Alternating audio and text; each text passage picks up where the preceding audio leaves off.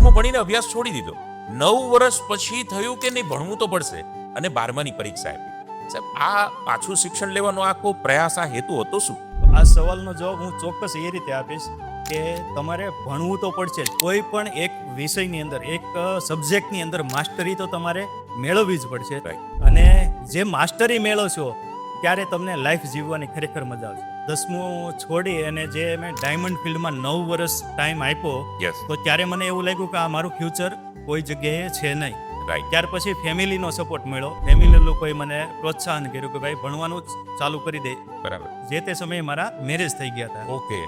અને ફરીવાર ભણવાનું ચાલુ કર્યું. સ્કૂલે જતો, એક્ઝામ આપી, પાસ થઈ ગયો, IELTSના ક્લાસ કર્યા અને આ ફિલ્ડમાં હું એન્ટર થયો 2010ની અંદર. ઓકે. ત્યારથી લઈ અને અત્યાર સુધી જે મેં આ લેવલ એચીવ કરેલું છે ને, તો એમાં 100% એજ્યુકેશનનો રોલ છે.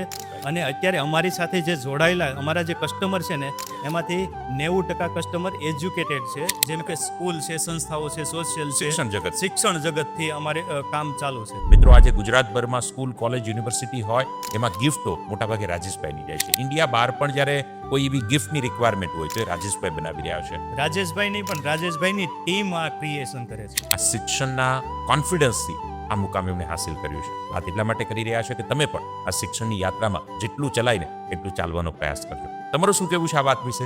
ચોક્કસ કોમેન્ટ કરજો અને હા, આ વાત પર વિચાર જરૂર કરજો.